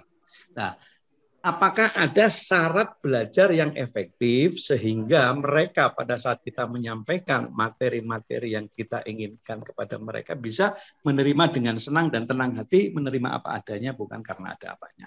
Kira-kira syarat belajar atau kontrak belajar yang terbaik menurut profesor, karena saya masih belajar, saya sangat awam, saya ingin mendengarkan apa yang ingin profesor, sehingga bisa saya nanti terapkan. Karena dalam waktu dekat ini saya juga mengajar untuk para dosen, saya ngajar bahasa Inggris dengan mereka dan saya menerapkan konsep ada semacam syarat belajar. Kalau boleh saya sharekan, boleh nggak Prof? Saya sharekan. Oh, monggo. Ya, syarat belajarnya saya 5. Yang pertama open-minded, yang kedua optimal thinking, yang ketiga 3T, yang keempat boleh bertanya tapi dilarang atau diharamkan mempertanyakan, yang kelima fokus. Itu biasanya sebelum saya mulai, saya menyampaikan 5 poin itu sehingga apa yang terjadi memang betul hasilnya sangat efektif dan hasilnya bisa membahagiakan semuanya. Karena saya juga merasa bahwa kita mengajar itu ya belajar, learn how to learn. Teaching is exactly learning. Sebetulnya belajar itu adalah mengajar itu sebetulnya belajar. The best way to learn something is by teaching something. Karena cara belajar yang efektif cuma satu, yaitu dengan cara mengajar. Mungkinkah ada tips yang bisa Profesor Heru sampaikan ke kami semua di sini yang masih awam? Terima kasih Prof. Mohon maaf. Saya Hasan Abdullah yang tidak berada sebelah. Assalamualaikum warahmatullahi wabarakatuh. Oke. Silakan Pak Prof. Pertanyaan Master Hasan ini susah, tapi karena lucu jadi saya ketawa. Oke, Master Hasan ya. Jadi memang kalau di dalam kontrak belajar itu selalu ada yang namanya learning outcome. Jadi ada outcome yang mau kita tuju nih. Tujuan pembelajarannya seperti apa. Nah, supaya tujuan pembelajarannya nyampe, maka kita harus punya strategi. Bagaimana strateginya? Salah satunya yang dilakukan Master Hasan adalah melakukan yang namanya pengkondisian pada mahasiswanya. Ya, dengan cara tadi itu persyaratannya. Harus open mind, harus ini, dan sebagainya. Saya kira itu memang perlu dimasukkan ke dalam rancangan pembelajaran itu. Cuma caranya, kalau menurut saya, itu di awal itu kita membangun itu kan nanti nilai-nilai dalam belajar kita seperti apa, tujuan belajar itu kita sampaikan secara melibatkan mereka. Sehingga nanti terbangun, mereka lah yang komitmen dengan persyaratan itu. Jadi mereka komitmen untuk open mind. Mereka komitmen untuk untuk 3T tadi. Sehingga bukan hanya dari kita, jadi kita tidak pesannya kita itu harus seperti itu, tapi kita melibatkan. Saya kira itu benar Pak. Jadi perlu pengkondisian tadi. Terima kasih Master Hasan ya. Sama-sama Prof. Thank you very much. Oke, baik, terima kasih Master Hasan. Baik, terima kasih untuk yang selanjutnya. Nah, kita akan berikan kepada Ibu Eva. Silakan. Ya, silakan. Wah, ini yang dari jauh ya. Ya, Prof.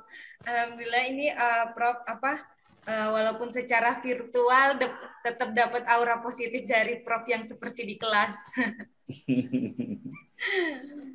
Baik, Prof. Ini yang saya mau tanyakan terkait tadi dengan iklim dan budaya. Nah, saya di sini kan setelah mengikut kemarin juga pelatihan dari Coach Ritsma, memang ada yang beberapa teknik dan treatment yang ketika kita mengajar itu ada yang dilakukan seperti ini sehingga ada emotional bonding yang kita berikan kepada mahasiswa. Nah, cuman kadang di sini saya juga karena baru ada rasa kayak ketakutan gitu, Prof, dan ada terbatas karena saya takutnya begini, Prof. Takutnya melakukan treatment seperti ini, misalnya menyanyikan lagu di kelas atau misalnya kayak membawa pengajaran ke era milenial gitu. Nah, kadang untuk melakukan perubahan di tempat yang baru dengan saya yang sebagai newcomer di kampus, kadang rasa apa ya, Prof, jadi terbatas, takutnya sama dosen-dosen yang senior juga nanti saya Mbak ini terlalu gimana. Nah, jadi kadang membuat saya itu berpikiran apa nanti takutnya saya terlalu overconfident kayak gitu, nah, Prof. Nah, itu gimana saya untuk bisa memanage diri juga, takutnya juga dipikir nanti cara mengajarnya terlalu overconfident, terlalu over, terus akhirnya yang membuat saya itu terbatas, Prof, untuk melakukan treatment nih yang saya dapat misalnya pada hari ini. Nah, itu yang membuat saya ada rasa ketakutan dan terbatas langkahnya, misalnya mau bawa pengajaran kelas itu ke era milenial. Nah, itu tipsnya gimana, Prof? Baik, terima kasih Mbak Eva. Iya, Prof. Itu pernah saya alami juga ketika saya dulu jadi dosen baru, lalu saya memutuskan untuk sekolah, itu luar biasa mengganggu lingkungan loh. Ketika saya masih baru ngajar 1 semester, tiba-tiba saya ambil keputusan untuk sekolah. Nah, ini ada 2 hal di sini yang perlu kita perhatikan. Yang pertama adalah kita jangan menyandarkan diri kita dengan apa kata orang. Jadi kalau kita bicara apa kata orang, mungkin Anda akan pernah dengar cerita onta, seorang ayah dan seorang anak yang berjalan. Lalu ketika anak dan ayah itu menuntun onta, orang-orang bilang apa? Dia bilang, wah ini kok bodoh ya, ada onta nggak dinaikin, ya. Lalu akhirnya anaknya yang naik. Lalu orang-orang bilang, ini ayah nggak tahu anak nggak tahu diri, ayahnya disuruh jalan, anaknya di atas onta. Akhirnya gantian gimana? Ayahnya yang naik, anaknya turun. Yang dikomentari apa? Anak nggak tahu diri, anak nggak tahu diri karena dia naik, sedangkan ayahnya turun.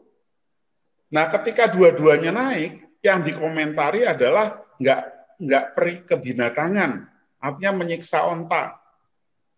Artinya apa? Apapun yang kita lakukan, komentar orang itu akan banyak. Ya. Jadi kalau saya lebih menyarankan pada bagaimana kita melakukan yang terbaik itu secara ekologis. Artinya kita tetap mempertimbangkan aspek itu, tapi jangan menyandarkan pada apa kata orang. Ya, jadi saya waktu itu kemudian akhirnya saya memutuskan sekolah. Ya. Itu pun saya diskusi dengan teman-teman, walaupun ada pro kontra itu biasa. Ya. Tapi akhirnya tetap saya ngambil keputusan kalau saya sudah menilai itu ekologis. Artinya sudah mengakomodasi banyak pihak. Ya. Jadi dulu keputusan-keputusan seperti itu, ya Anda membuat satu keputusan baru, ini kan inovasi sebetulnya. Yang mau Anda lakukan inovasi. Ini nanti akan punya dampak pada kebaikan organisasi. Jadi kalau saya cerita, ini cerita pengalaman ketika saya kemudian akhirnya S3, saya selesaikan dalam sekitar 5 tahun. Ya. Saya di tahun pertama itu kalau ngajar, itu saya ngajar semua mata kuliah malah. Jadi akuntansi saya ngajar, statistik ngajar, matematik ngajar, SDM ngajar, dan posisi saya waktu itu asisten. Tapi begitu saya sekolah, tiba-tiba doktor, sebelumnya kan posisi saya asisten. Itu kan teman-teman kaget semua, para senior saya termasuk dulu ya paling muda di situ. Nah, terus tiba-tiba dokter kan nggak mungkin saya tiba-tiba tetap harus ngajar seperti itu. Nah, belum hilang kagetnya, 3 tahun kemudian saya langsung profesor, jadi nggak mungkin posisinya terus jadi asdos terus kan. Nah ini saya kira Anda tetap harus punya satu capaian ke depan mau seperti apa. Jadi capaiannya, inovasinya, kreativitasnya tetap Anda tetap Anda fokus ke sana, cuma Anda tetap mempertimbangkan aspek-aspek yang sifatnya ekologis. Tapi bukan menyandarkan pada kata orang. Ya, karena nanti kalau Anda hanya menyandarkan apa kata orang, ya pasti selalu ada yang negatif. Kira-kira gitu Mbak Eva ya. Nanti kita ngobrol-ngobrol lagi ya lewat WhatsApp juga boleh. Oke, saya kira itu ya Mbak Nia. Oke, baik. Terima kasih Pak Prof dan terima kasih Bu Eva. Satu lagi Pak, ada pertanyaan tadi chat ke kami di Zoom ini. Mungkin langsung mau disampaikan Pak Lalu. Saya persilakan. Mas Lalu silakan. Pak Lalu bisa mendengar? Assalamualaikum Prof. Ya, Waalaikumsalam Mas Lalu. Ya, ini sebenarnya sudah saya tanyakan sih Prof di kolom komentar, cuma mungkin kalau secara langsung kan bisa didengar juga. Baik Prof, kebetulan kan ya saya masih awam ya Prof, masih dosen baru seperti itu. Nah ini saya mau tanyakan berkaitan dengan tadi menarik sekali apa yang Prof sampaikan berkaitan dengan bagaimana dosen yang baru tuh untuk meningkatkan jam terbang sih Prof. Jadi pertanyaan saya itu bagaimana sih cara agar meningkatkan jam terbang untuk dosen pemula atau dosen baru selain mengajar di kampus, Prof. Jadi selain mengajar di kampus, jadi adakah mungkin cara-cara gitu, Prof, untuk menambah jam terbang supaya kita itu menambah pengalaman kita, Prof. Sehingga nanti berdampak pada lebih berkompeten gitu, Prof. Tadi kan Prof sudah sampaikan bahwa dosen kan tentu harus berkompeten gitu. Salah satunya melalui experience-nya, melalui pengalamannya, melalui jam terbangnya. Cara lain nih, Prof, untuk selain kita mengajar, Prof. Itu aja, Prof. Oke, terima kasih Mas Lalu. Nah, ini biasanya teman-teman yang sudah punya soft skill baik atau pun pengen mengimprove soft skill-nya ini akan sangat lebih mudah ya untuk mencapai apa yang tadi ditanyakan oleh Mas Lalu.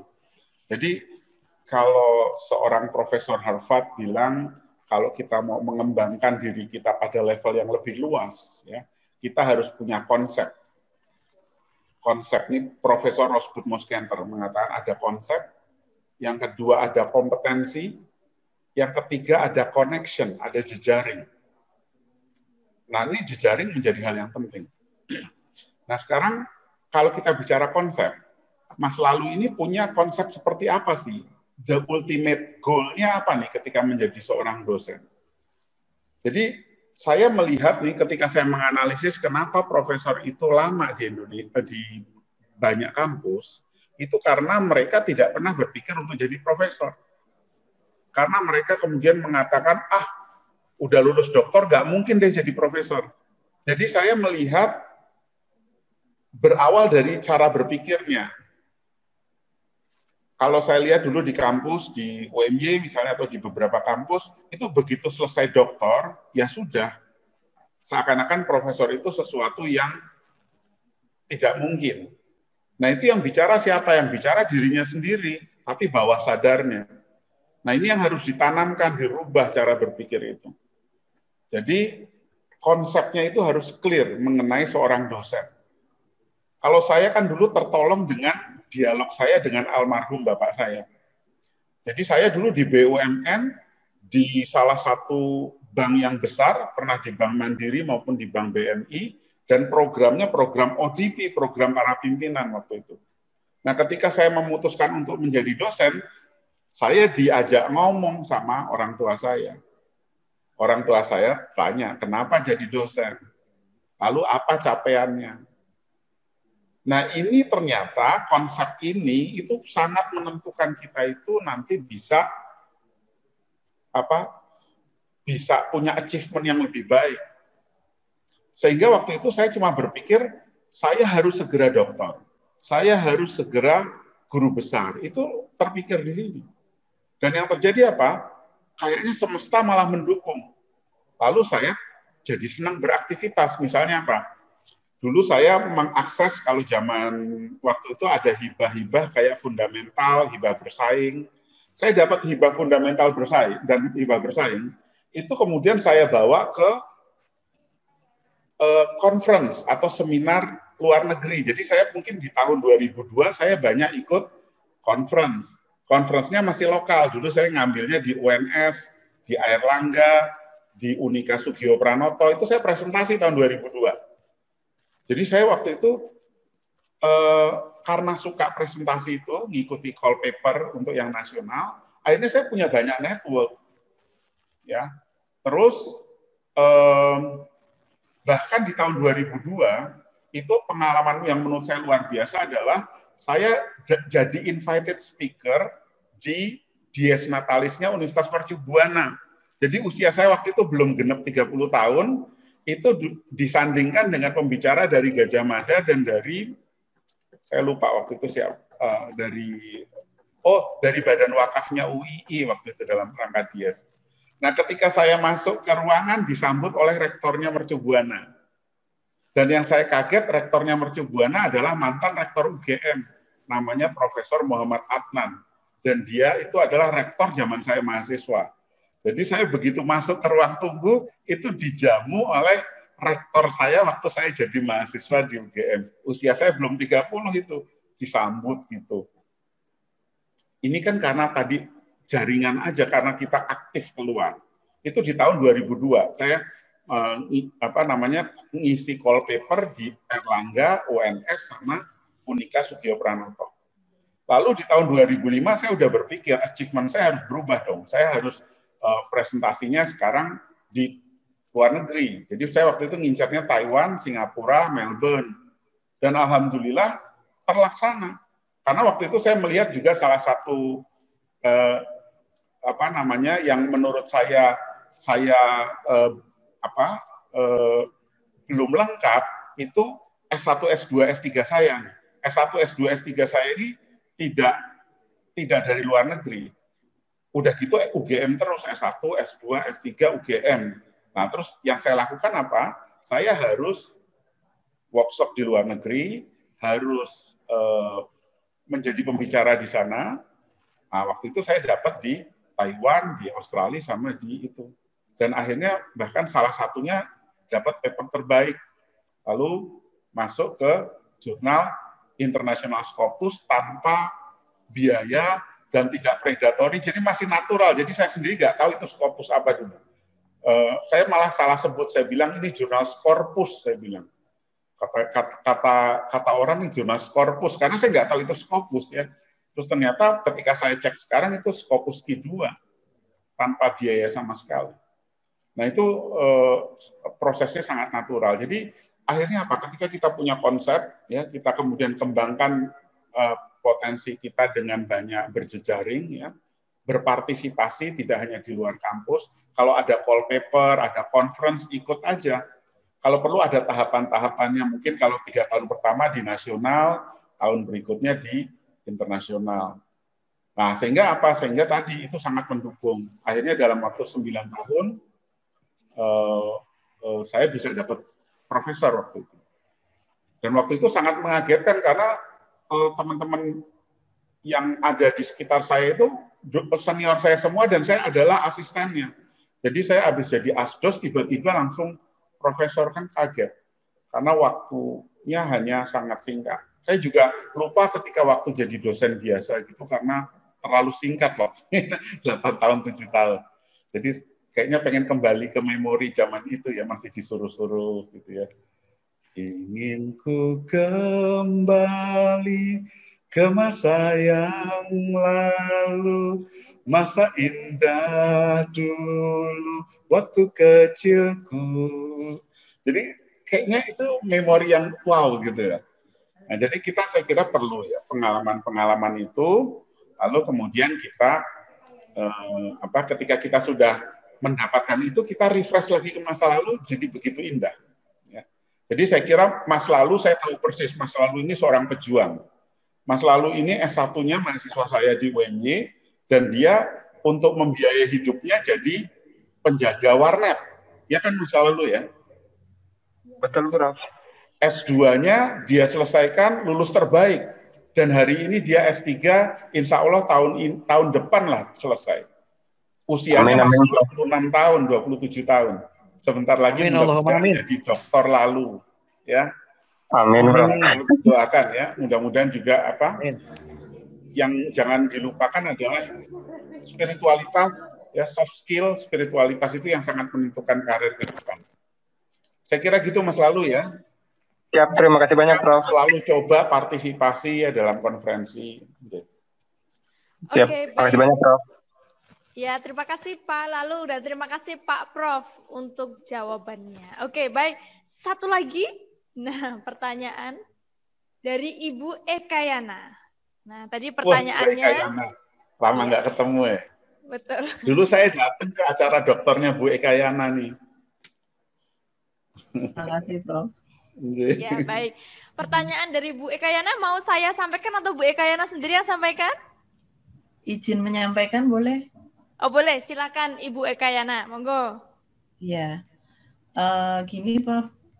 Saya kebetulan pengajar mata kuliah finance. Nah, biasanya kalau di kelas itu lebih banyak saya bisa mengeksplor keterampilan mahasiswa dalam menghitung, menganalisis laporan keuangan, finansial, dan sebagainya. Dan dalam proses belajar, itu saya bisa memantau, oh mungkin ada kendala di sampai tahap menghitung rasio mungkin, atau sampai tahap memasukkan postingnya, dan seterusnya. Nah, ketika proses pembelajaran online setahun ini, kayaknya jadi kompetensinya kurang gitu mahasiswa, karena melulu hanya dari hanya menatap laptop itu aja. Kemudian sama seperti Bapak Ibu yang lain masih ada juga yang kamera off. Jadi saya kadang saya panggil, sudah sampai mana gitu, belum Bu gitu aja. Tapi belumnya itu posisi di mana, atau belum menghitung sama sekali, atau sudah menghitung, atau jadi agak kurang terpantau. Terus gimana caranya agar memotivasi mahasiswa mereka semangat untuk eksplorasi sumber-sumber pembelajaran lain selain hanya dari saya gitu. Sebenarnya kan ada banyak YouTube, kemudian web lain yang bisa dimanfaatkan, yang sampai ada yang krusial sekali sampai mendadak saya bikin akun YouTube dan merekam dan menjelaskan langkah-langkahnya sampai segitunya, tapi ya saya merasa masih kurang kompetensi mereka gitu untuk lebih menyemangati mahasiswa agar mau eksplor semacam itu. Gimana Prof? Mohon sarannya. Terima kasih. Oke, terima kasih Bu Ekayana. Jadi keprihatinan Bu Ekayana ini sesuatu yang menurut saya bagus. Artinya apa? Dosen memang harus selalu prihatin terkait dengan kira-kira apa yang kita sampaikan sudah punya dampak belum. Jadi saya kira ini adalah upaya-upaya untuk selalu melakukan improvement ya, perbaikan. Nah, cuma memang kita juga harus melihat bahwa KPI kita tadi itu bukan pada mereka pasti berubah. Jadi kita tetap fokus pada apa yang nanti kita lakukan supaya mereka berubah. Nah, apa yang kita lakukan, apalagi tadi Bu Eka mengatakan mengajar mata kuliah yang sifatnya alat, ataupun keuangan ya, misalnya finance, statistik, matematik. Nah, memang kalau mata kuliah seperti ini, ada baiknya kita menyisipkan story, kisah, cerita, terkait dengan misalnya ketika Ibu cerita mengenai keputusan investasi misalnya. Ibu bisa saja cerita mengenai kasus di keputusan investasi di salah satu perusahaan. Ya, dan Ibu menceritakannya itu memang nih perlu teknik storytelling. Jadi kayak menceritakan sesuatu bagaimana misalnya seorang direktur di perusahaan farmasi itu galau dengan apa? Dengan lingkungan industri yang saat ini berubah luar biasa, tapi di sisi lain dia mendapat tugas dari rapat umum pemegang saham untuk melakukan penetrasi. Wah, nah itu cerita begitu kan mahasiswa kemudian jadi, oh ya apa ya, seperti apa itu ya. Lah ini kayaknya hal-hal seperti itu perlu didramatisir, Bu. Jadi jadi kisah-kisah bagaimana, apakah saya harus melakukan keputusan investment, ataukah saya mungkin harus punya dividen policy-nya untuk memberikan dividen yang lebih pada pemegang saham, atau sebaliknya. Nah, isu-isu kayak gitu didramatisir aja. Atau ketika kita cerita mengenai akuntansi, terjadinya transaksi antara pembeli dan penjual, ya, ada fenomena apa, sehingga orang kemudian karena dia senang dengan kisahnya, lalu dia pengen tahu seperti apa sih proses transaksi itu terjadi. Nah, jadi saya kira ini aja, strategi storytelling perlu lebih ditekankan sehingga nanti memunculkan ya keingintahuan. Memang kuncinya gini, kalau kita mulai mengajar, kita harus memastikan mahasiswa butuh.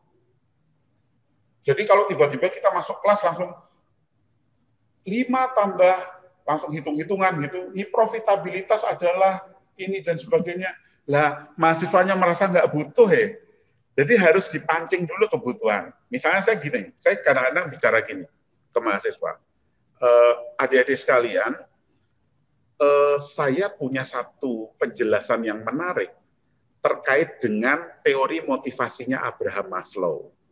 Mau nggak saya jelaskan dan Anda susah melupakannya? Mau nggak sih saya jelaskan tapi Anda susah melupakannya? Nah, tiba-tiba mereka ya mau gitu, pengen kan karena jadi dia hafal gitu kan. Akhirnya apa? Akhirnya dia kemudian fokus mendengarkan apa yang saya sampaikan. Karena apa? Saya akan mengatakan sesuatu dan Anda susah melupakannya. Wah, bisa saja Bu Eka nanti bilang, Anda nih sebagai calon pemimpin masa depan, Anda sebagai pengambil keputusan di bidang investasi, ada satu cerita menarik mengenai investasi yang kalau Anda dengarkan ini bukan hanya Anda susah melupakan, tapi Anda ingin mengimplementasikan nilai-nilai di situ. Nah, itu nanti orang tergugah. Jadi saya kira memang perlu sentuhan-sentuhan, jadi memasukkan aspek-aspek motivasi di dalam pengajaran keuangan yang kesannya netral ya. Keuangan, statistik, matematika kan netral, Bu. Tapi kan perlu dikasih muatan-muatan itu. Cerita ya, di-insert sehingga apa? Orang terus tergugah pengen tahu lebih. Nah, saya kira seni menggugah ini perlu. Itu ahlinya Master Hasan. Tapi nanti insya Allah kalau kita sering ngobrol aja Bu, nanti kebiasaan begini kan nanti terjadi pembelajaran yang tidak kita sadari. Pilihan-pilihan kalimat kita, misalnya saya bilang, adik-adik sekalian, hari ini Anda adalah mahasiswa, tapi hari depan Anda adalah leader. Nah, saya ketika membuat kata-kata gitu, kata-kata itu langsung mengencourage orang. Langsung membuat orang itu, oh ya saya leader ya. Jadi saya menghindari kata-kata apabila Anda nanti leader. Kalau apabila itu masih mungkin leader, mungkin enggak. Jadi pilihan-pilihan kata itu juga sangat mempengaruhi. Nah, kita perlu nanti tadi strategi-strategi memotivasi. Kan kita pengennya mahasiswa kita bukan hanya pinter, tapi juga punya inovasi, punya kreativitas, punya confidence, ya. Dan akhirnya nanti berpihak pada kebaikan untuk masyarakat yang lebih luas. Ya mudah-mudahan itu jadi amal jariah kita.